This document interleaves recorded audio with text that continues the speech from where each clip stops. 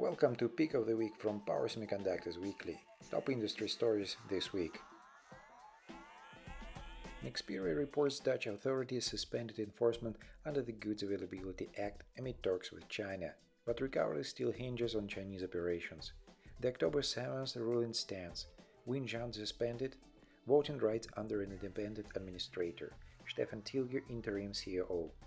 Wafer shipments continue, European Union and Asian sites expand through 2026 despite payment and governance issues at Chinese entities.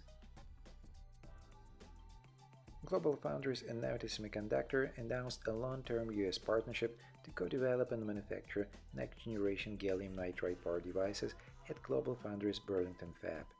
Targeting AI data centers, high-performance computing, energy infrastructure and industrial electrification, development starts early 2026, with volume later in 2026, pairing Navitas' GaN leadership with GlobalFoundries' high reliability domestic manufacturing.